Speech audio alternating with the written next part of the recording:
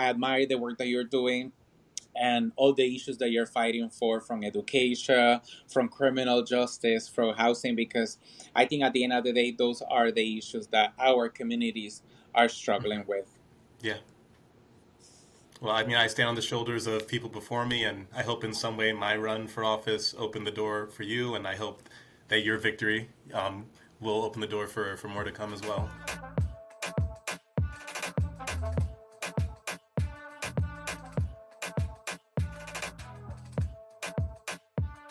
Hi, my name is Samy Nevir-Olivares. My pronouns are he, they. I live in Bushwick, Brooklyn. I'm a district leader and running for state assembly in New York. And I am Jabari Brisport. My pronouns are he, him. I am a state senator in Brooklyn's 25th district, currently reside in Bed-Stuy. So, should we dive in? Should we talk about being queers in politics? Yes, I would love that. So tell me first, Mhm. because you were the first openly LGBTQ senator of color. So how was that for you running as a openly queer person? It was interesting. Running openly gay was interesting because there were times when I felt it was a liability and times when I felt like it was a strength. And I remember pretty early on in the campaign, I wanted to make sure I was doing my due diligence with outreach to the faith community. And I attended a service at a church in Bed-Stuy where the preacher veered into hating on same sex marriage, essentially saying that churches were being threatened, that churches were under attack, that people were saying that churches would lose their tax exemption status if they wouldn't permit same sex marriage. And he like invoked the fury of God. He said, if you know, I want all these politicians to know they've seen what God's done in the Bible, and if you think He's done all that, you just wait until you try and take away our tax exempt status and force this upon us. Um, and Even the preacher didn't know who I was from Adam, right? He didn't know who I was. He didn't know who I was, that I was running for anything. But I had to step out because I did not feel safe in that environment. Um, but it was important to me to keep running like loud and proud because it's important that we don't shy away from bullies. And we made it a central point of the campaign to repeatedly say that this was a historic campaign, that I was running as an openly gay black man. And, I got elected during Pride Month, so that was that's always a That's plus. amazing. Yeah. How about you? How are you feeling about this race and launching it? Yeah, no, and that's very interesting. I didn't grow up religious, but very spiritual. So my family is very Catholic or Pentecostal. So I've been going to, for many years, or Catholic or Protestant churches. And for me, has been a journey because I do like to go to church, and I've encountered similar churches that have the same reaction, but there's a lot of LGBTQ people in the faith community and churches, and we're a very integral part of that. So I still do it. I still attend church and services, and um, I I do not tolerate that type of messaging because for me that's not Christian, right? Um, and I'm similarly making sure that I'm openly running as a queer person, and that doesn't it's not mutually exclusive for me to reaching out to the faith community, visiting churches, because at the end of the day, I believe that Christianism, what is at the Bible, is to making sure that we're feeding the hungry, which would be increasing food justice.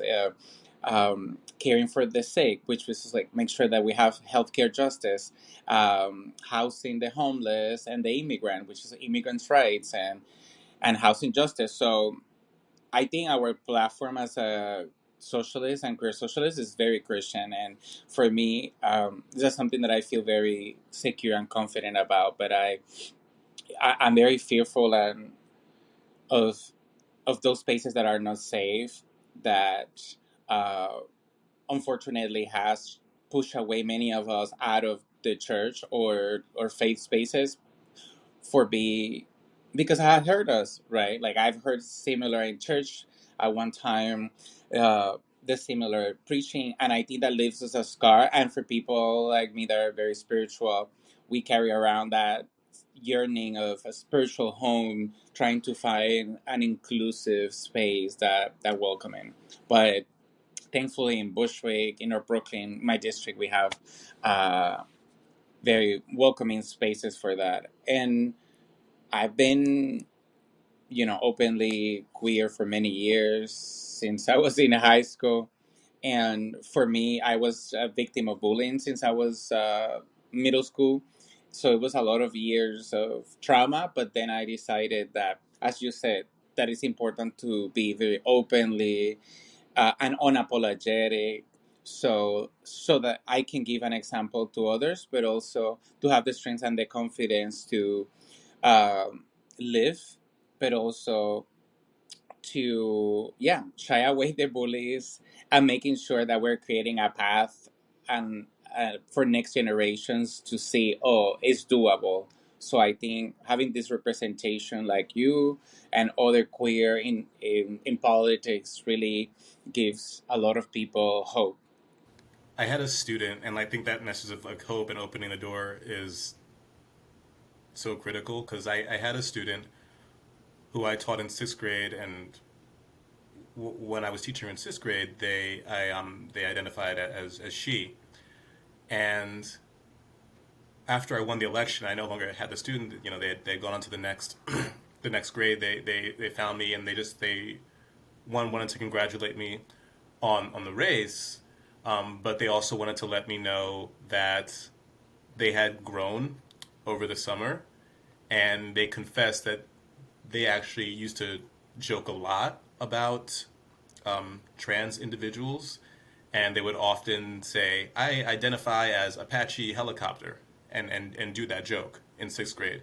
And they said when they saw me publicly out as a politician, a queer politician, a gay politician, they said that they did more soul searching and found a little more courage, and they were able to come out as non-binary. And when they told me that like that validated, I think everything for me in terms of running openly queer, and it like erased any fears I might have had in that church experience, because it reminded me that when we're open and present and we're fearless, it allows other people to get the courage to be their authentic selves. That is beautiful, and that is, I think, the impact that you have had as running. I have similar. Um, and I'm glad that the next generation, I see a lot of hope in Generation C and others that Hmm. uh, have embracing their LGBTQ peers, that are embracing the use of pronouns, Hmm. and it's really encouraging. That was not the experience that I had when I was growing, and that is a lot of part of who I am, of not having sort of like leaders or role models that I could look up and see, it's doable. So I think there's a lot of strength and resiliency in our generation of how Hmm. are we going to push through and really create our own path. Um, but you has worked in schools. Can you talk about a little about how do you think the intersection of LGBTQ rights and justice when it comes to education and schools? Um, for example, for me, being bullied all those years like left a huge scar, and it has took so many years to heal. I was thrown food, like follow, like kicked, like many other harassed, and that as a result made me closed. So I created this shield. I didn't have vulnerability, and I didn't want to date people. I didn't want to share my personal feelings with people, and it left me with anxiety, panic attacks, uh, sense of loneliness and sadness for many years. And it took me years to kind of heal from that and realize that I could be open, vulnerable, loving. And I think that there is all this psychological, emotional impact that not having a welcoming and affirming school environment has for us as queer people. So you that are in the education field, um, yeah, what do you think we need to change and fight for in school environment and for youth, so our next generation grows being able to live for who they are? I mean, I think you kind of hit it right on the head in the sense that there are a lot of things that we fight for in state government and politics in general that I think are queer issues that people wouldn't say are stereotypical queer issues, but even something as simple as saying we need a counselor in every school, or we need a 4 or 5 counselors in every school. That's a queer issue. There's so many of these kids, they are not sure who they can talk to, or they have someone to talk to, but that person has to share them with, or they have to share them with 500 other students because there's not enough. The ratio is all out of whack, and um, allowing for that outlet for more students is critical. I mean, I've had I've had students confide that they were suicidal, and not for being queer, but you know a lot of we forget how fragile like a lot of youth are, especially because you might see them on the street hanging out and talking smack and everything, but our kids are very very fragile, and when we don't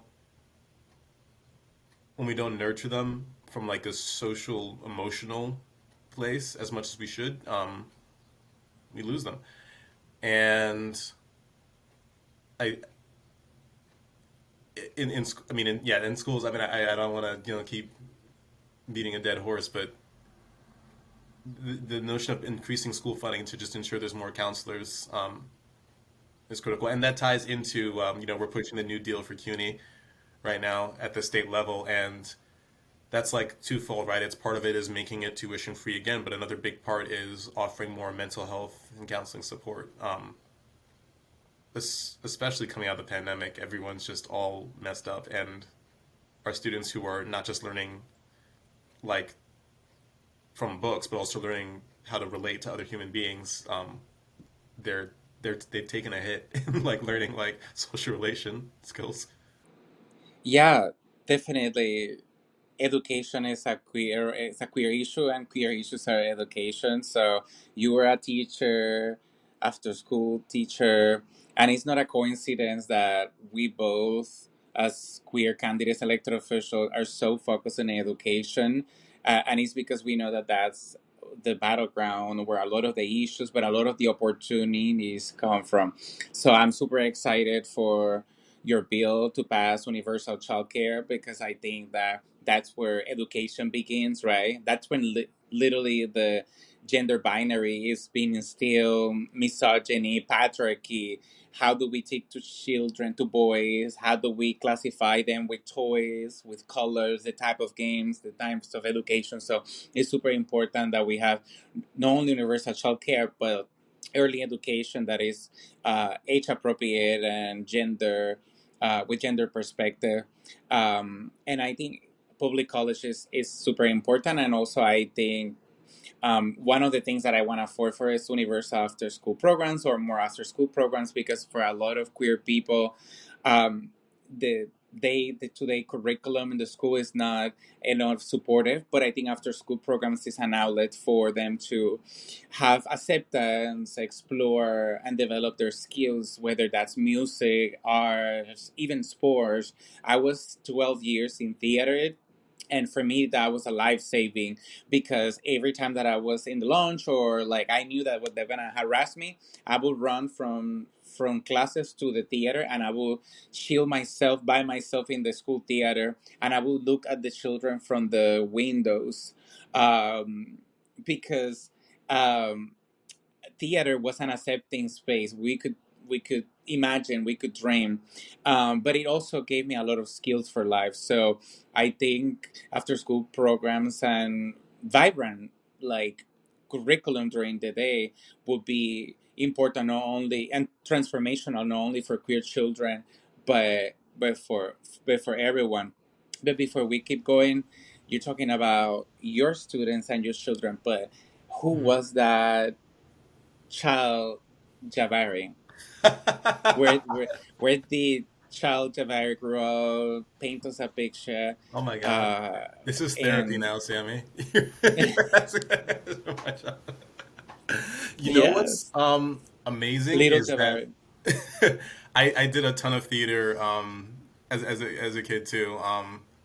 And I went to like college for it after that. But could definitely see it as an escape from from just feeling like times when I wasn't fitting in. And then it's funny that you reveal that you have a theater background now, because people will start to ask you how theater connects to politics, which I get all the time, Hmm. and they are very similar It a is. It lot of the is. time. Yes. Even once you get elected, and even inside of Albany, it's a lot of it is theater. Um, but no, it is interesting that you ask, because every queer person has their coming out story, Hmm. and I I got to have I too actually came out twice. I came out well, I came out once and it didn't work out so with my parents. So I went back in the closet for a few years and tried again with them once I was in college. Um, and then it's also interesting because I know you're also like me. You're an open socialist, and I tell people like I had to come out of the closet as a queer person, and I've also had to come out of the closet as a socialist. So I'll put it back to you to tell But me who more about. was? Mhm. Paint me that picture of child Jabari. What was he was dreaming? Where was he? Where do you grow up? Oh, okay. So I grew up in Prospect Heights, Brooklyn. Had no interest in theater or politics as a kid. I was all about the sciences, Mm-hmm. and thought I was going to be a paleontologist for a while because I loved dinosaurs. And then I started getting into physics, and I was like, I'm going to be an engineer. And I specifically had a dream of becoming a mechanical engineer and designing nanobots, little and that could zip around people's bloodstream and zap cancer cells. And I was like, that's what I'm going to do with my life. And I got really into theater.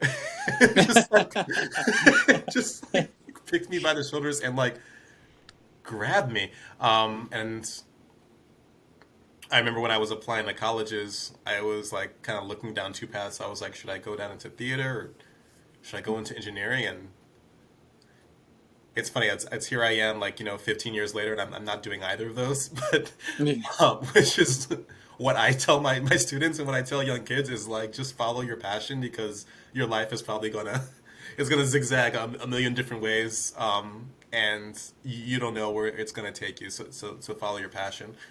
Um, yeah.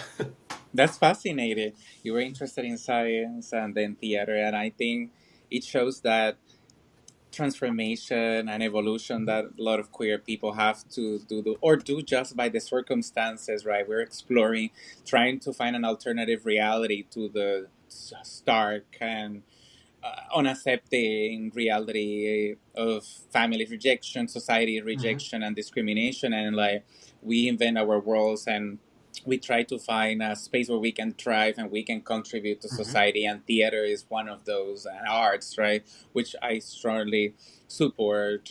For New York is the hub of arts, and I think that it is a super important vital role, especially nowadays where we're living these challenging times. So I hope, Mm-hmm. I wish that the city and state government invest more in our entertainment and arts, because Mm-hmm. it employs so many people, Mm-hmm. when it line nightlife and entertainment. Um, but so similarly, well, my little Sammy was. I grew up in a rural town in Puerto Rico, in Yauco. It's the coffee town.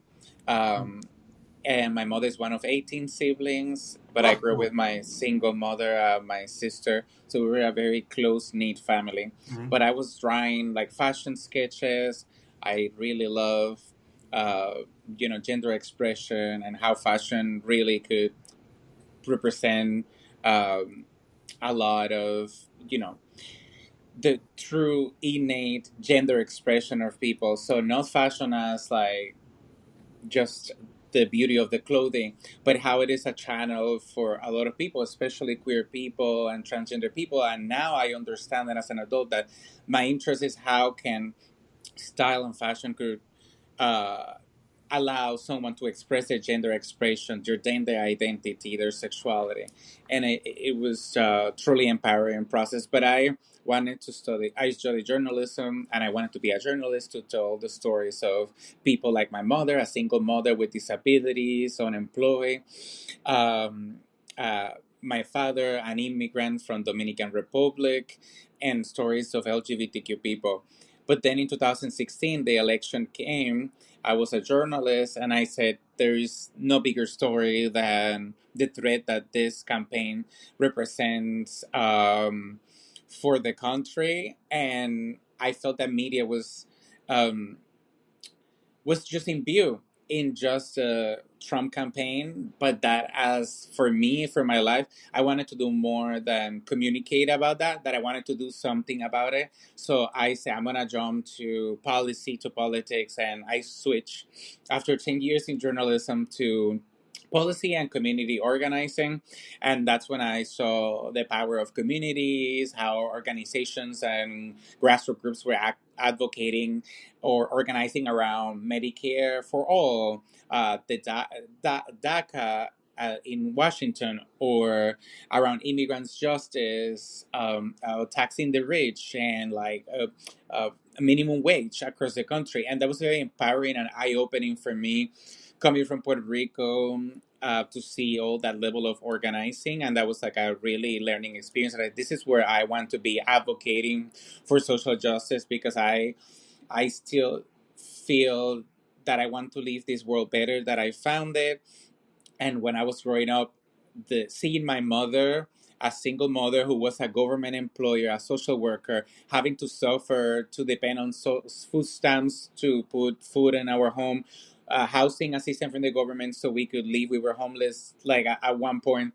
Uh, it takes a lot to a child to see their mother struggling so much, and that the government resources are not enough to take care of that.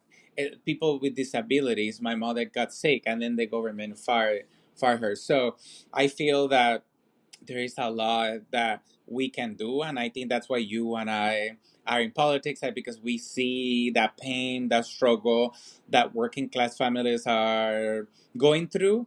Especially as queer person, we see this from many angles. It's not only our sexuality and identity, but that we see the intersectional struggle that intersect with race, being black or Latino, with immigration status, being a migrant, or being from, Latin America or Puerto Rico, and also our gender, and also class, right? That for working class, low income, the struggle is different. So I think being queer is being political, and that's how ultimately it made me to run, because I wanted to make sure that at least through my path in life, I make that change. I always say my life goes not to be happy.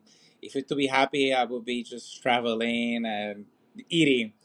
I want to do more when I almost dying, I can look back and say my actions, my life was a meaningful contributions to society and to the world. And it could be in my corner, in my community, but at least I left that community transformed with the open arms to be more accepting. And I think that that is my mission in life is to, when I was bullied, when I was in elementary school, I was thrown food and my sister tried to defend me, and we were suspended. And I said, how, we were the victims, and how are we suspended? But the school principal said that I wouldn't, that she didn't want to suspend the other children because they would have been, they come from low income backgrounds, from from a community that was very vulnerable, and she didn't want to, expose them. But she, uh, um, you know, discipline us. And I think that in that moment, I decided that I have a responsibility to live openly, unapologetically, and fighting to change the way society sees us, so that next generation, other youth, doesn't have to go through it. And that's what motivates me, and that's what makes me wake up every day and fight and continue to fighting. And yeah, it takes a toll. It takes a lot of emotional, physical toll. But I know that there are millions of queer people, young girls, and transgender and queer people across the country that are living still under fear, that don't have the same accepting family. And we see that there's over 300 bills attacking trans youth, queer youth across the country. Every state legislature across the country, Republican state legislator, is trying to attack and ban trans kids and queer kids to participate in sports. And the Equality Act at the national level is not going anywhere. So I feel that people think that, oh, because we got marriage equality, LGBTQ community has everything. No, that was just the beginning. In fact, marriage equality doesn't impact low income, transgender, queer, and many parts of our community. So um, it's not freedom, it's not liberation. And I feel that we have a lot of work to do when it comes to reducing violence against queer people, accessing housing, jobs. And I think that's when it comes intersection with class. And I, that's what ultimately I also support: economic justice, workers' rights, um, universal policies, non-discrimination policies, because one of the greatest issues of the LGBT community is the economic inequality, the lack of access and discriminations to jobs, housing, and other services. So that's what make me wake up early Right on. and fight for that. What about you? Yeah, I mean, I really hear you when you say, it's about leaving the world a better place than you found it. And I think especially as queer people, there are many times where it feels like society tries to step on us.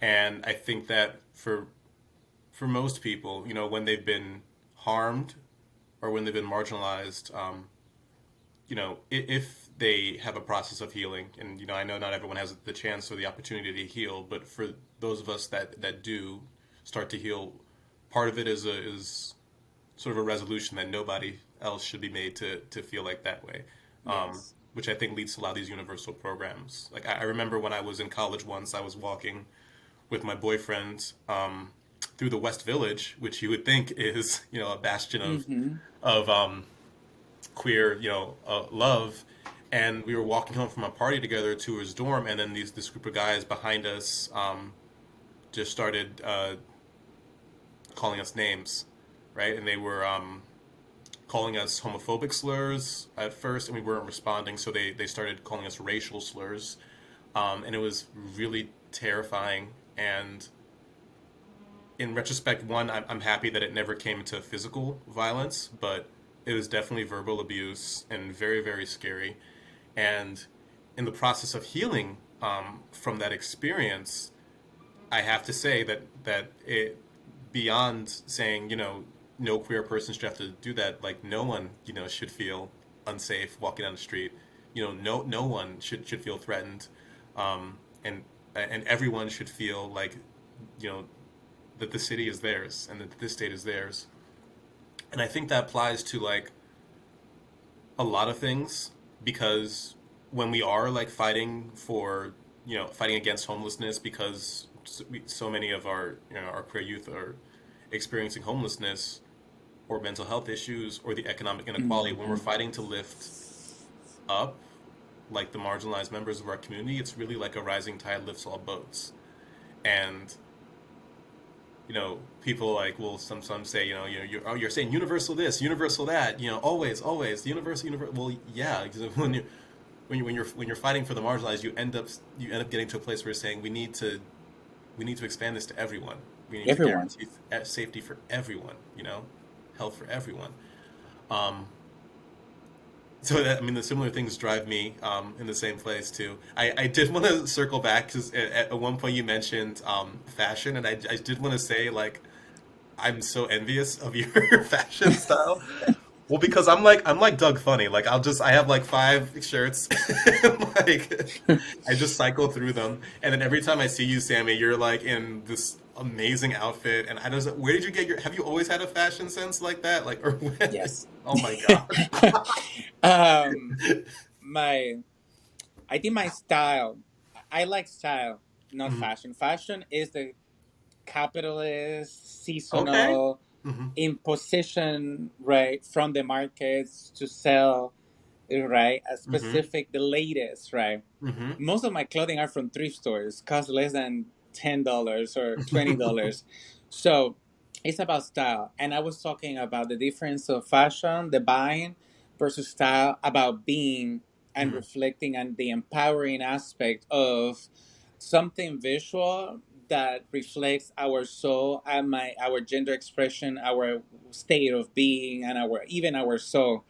You see every like civilization, right? You could go back thousands to the Egyptians, indigenous, and they have the most elaborate or Hmm. very significant jewelry, makeup, right? So I was very intrigued by that since I was a kid. But for me, it was like I was raised. My gender identity came by a woman. It's as similar as a woman. I had my mother, my sister.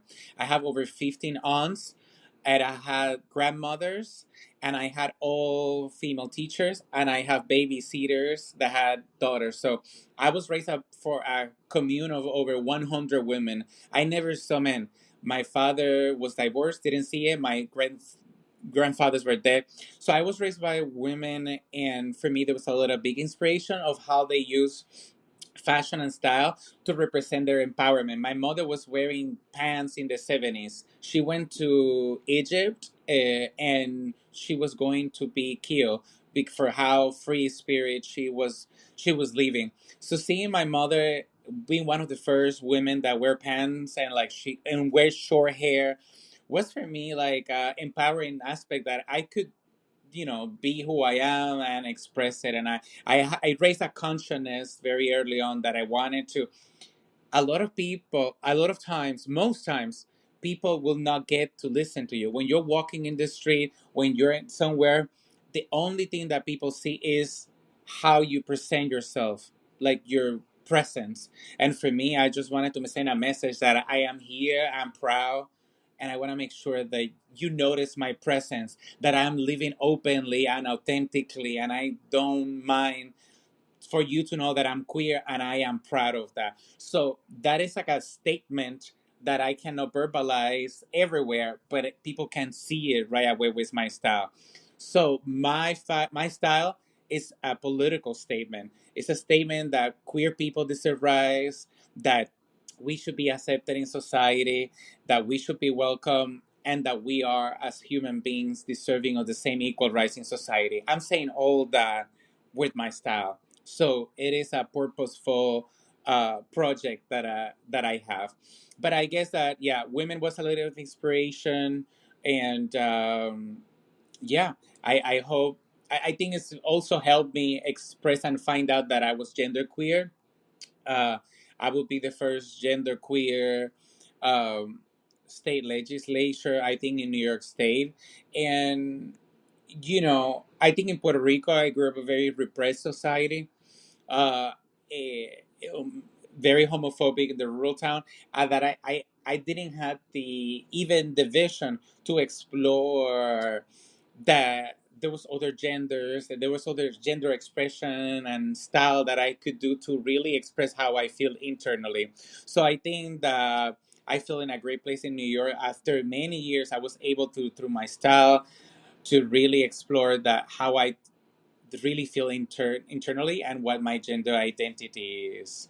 And I hope that I receive many, many messages from queer people across the country of how inspired they are and proud to see a gender queer person who, dresses with all types of clothing, uh, that gives them empower and a hope that they are could be saved, that there is hope, that they can aspire for, uh, you know, positions of leadership, and that we can live our truth and authentically, which is at the end of the day what everyone wants to is to live the truth and who I am, and I am happy to finally being able to arrive to that skin. I can't wait for you to get to Albany, Sam. I really can't. I will arrive with high heels. That's in the. I'm planning what I'm gonna wear. Okay, careful, it gets It, icy. when So, I get elected. But before we start rapping, I think we're the almost the same age. But I would really hear what is your advice for me and for other young queer people that are coming up to their life and like finding out what they want to do in life, especially not only in politics but any leadership position. I would say That's when when you're getting older, and people will ask you, people "Can I ask me get for advice?" advice. Yeah, I'm like, oh man, is it the gray hairs? I swear, all my gray hairs are from my students. I swear, it's not because of my age. It's just they stressed me out. Um, but I would say one, you're doing everything right to begin with in being out and proud because that opens up the doors for others. I would say in terms of being bold and being ready to be out there and not shy away from uncomfortable places or uncomfortable um, locations. Like you hold a lot of power, as an activist and just an incredible human being, Sammy. And then once you win your election, you'll hold institutional power and be able to sit in that power and say, I am, a genderqueer state legislator, is a beautiful and powerful thing to say. And I think right now in like the political moment we are in, where across the country people are trying to strip power away from queer people and specifically trans people, but strip power away from the LGBTQ plus community. There's nothing better we can do than to do what you're doing, which is to run for office and to win office and say that and allow people in our community to say we have representation in the highest places in state government. Hmm. That's beautiful. So, what do you think? What would you like to see the queer representation in politics overall? Where do you think we should aspire to? What are the hopes for our future, for our community? Just 100% queer people in office. Like no straights Yes. allowed. No, they had their Well, time. as RBG said, we're gonna be happy when we have 100% queer people Right? Yeah. in office. Well, but the reality is that we're around 5 to 10% of the population, even Hmm. 15, and we only have 0.05. Hmm. We still need 28,000 more queer people in politics across Hmm. the country to have at least some parity and equal representation. Hmm. Hmm. Yes. And I Um, think that's what I think our movement is so connected to the women's right and feminist hmm. intersectional feminist movement is because it comes from addressing the inequality, the patriarchy, a male dominated Hmm. society, and politics have led. And that has an impact on the politics. Why is that we are spending trillions of dollars in military and Hmm. wars and guns and policing and not investing that in education, housing, healthcare, in arts? Hmm. And I think that it is just when women got to politics that we started talking about paid family leave, when we talking Mm-hmm. about access to healthcare, maternal health, talking about childcare. So Mm-hmm. I think if if if if we're not in the table, we're in the menu, right? So we need to bring our folding chairs to this table and really bring the queer issues that are affecting our communities. Access to, health care for our Mm-hmm. community, when it comes to decriminalizing sex work and Mm-hmm. gender bodies, making sure that we have inclusive policies about naming, Mm-hmm. access to services. Mm-hmm. And I think we are getting there, and I am excited about all these LGBTQ people coming into politics, but also in other leadership positions, so that we can have our true voice. We're still a minority, so I think our Mm-hmm. being open and loud and very vocal about the issues that our communities are facing, will be very helpful. And the hope that I have is that it's not only enough to be queer in leadership positions or politics, but that we're talking about the issues that really impacting all of us across the board, which is healthcare, education, housing, criminal justice. Mm-hmm. So I admire the work that you're doing and all the issues that you're fighting for, from education, from criminal justice, from housing, because I think at the end of the day, those are the issues that our communities are struggling with. Mm-hmm. Yeah. Well, I mean, I stand on the shoulders of people before me, and I hope in some way my run for office opened the door for you, and I hope that your victory will open the door for more to come as well. And then going back to healing, when you said that when you have reached a level of healing, you want everyone to do it. What was your path for healing? If you are healed, I think that's what we're in the world, to suffer, to pain, and experience all those feelings. But having a human experience in life. But what has helped you heal from the early years of lack of acceptance for being queer? I think early on, it might have been winning the fight for same sex marriage in New York. Because I remember we lost that battle in 2009, and I was like, man, you're all homophobic. Like the whole state legislature, I can't believe you didn't pass it. you idiots. And then doubling down and fighting and winning it in 2011 was good. But really, just anytime I felt like we've expanded civil rights or any form of justice for people, in the same way that when I was running for office, I had that really awful experience in the church, um, and then basically a year later, I had a student telling me they were able to come out as non-binary. You know, seeing them be able to do that, stuff like that heals me. You know, seeing that these moments where the world becomes a better place, and it's like it's such a slow slog, and it's always two steps forward, one step back. But if every time I see us like moving a little bit further ahead, that's the healing process for me. That is beautiful. I love that your anxiety about the world, is relieved by seeing that there is hope, that the Yeah. turn of justice is moving, and that at some point we will see that relief for our Hmm. communities. And I see that day, and I think it's coming, and we have come so far. 10 years ago, the trans community was so Hmm. marginalized and discriminated, and we Hmm. see such a huge rise. So that gives me hope. For me, the healing was like a more internal, personal process where Hmm. I had to do a lot of silence and Hmm. meditation.